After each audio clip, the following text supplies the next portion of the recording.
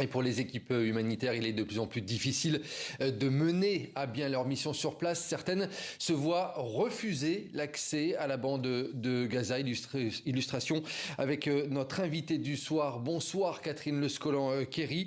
Vous êtes médecin généraliste à Rennes, dans l'ouest de la France. Vous deviez vous rendre à Gaza mercredi dernier avec votre ONG, et ce pour une nouvelle mission humanitaire de 3 semaines.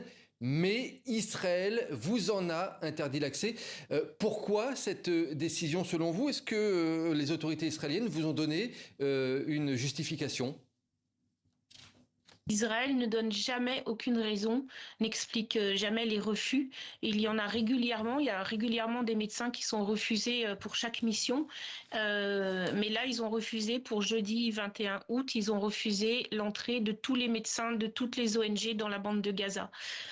Et ils ont fait la même chose en mars dernier, quelques jours avant de briser le cessez-le-feu et de massacrer encore plus fort. Donc cette fois, moi je suis partie à Amman mardi dernier.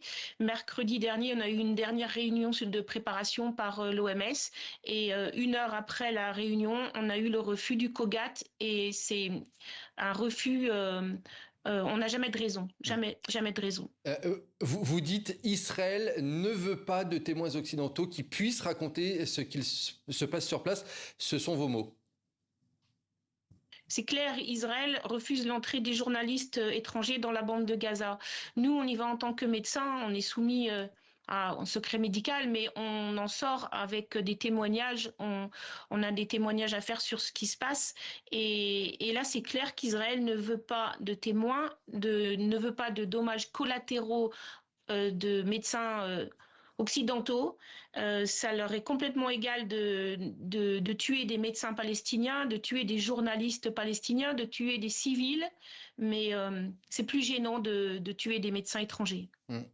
L'hôpital Nasser qui a été bombardé, vous y avez travaillé il y a 6 mois, vous le connaissez bien cet hôpital.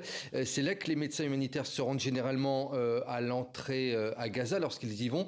C'est un hôpital qui a souvent été visé dans le passé.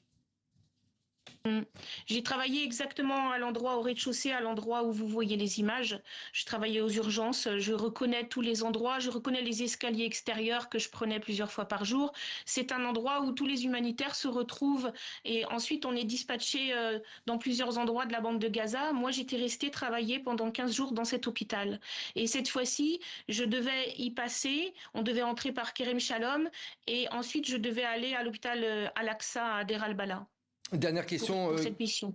Dernière question, Catherine Le Scolan-Kéry. Est-ce que vous avez contact avec certains humanitaires sur place, des gens que vous connaissez qui sont encore à Gaza? Que vous disent-ils de la situation actuelle sur place? Je suis en contact avec mon binôme gazaoui, médecin gazaoui de 25 ans, le docteur Youssif Al-Farah, qui travaille toujours aux urgences, qui travaille depuis 22 mois sous les bombes, qui est épuisé. Et en fait, maintenant, ils sont sans espoir, ils n'en peuvent plus. Ils meurent de faim.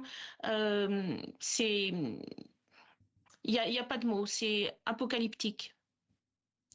La situation apocalyptique sur place. Merci beaucoup pour votre témoignage, Catherine Le Scolan-Kéry. Je rappelle que vous êtes médecin généraliste à Rennes, dans l'ouest de la France. Merci à vous.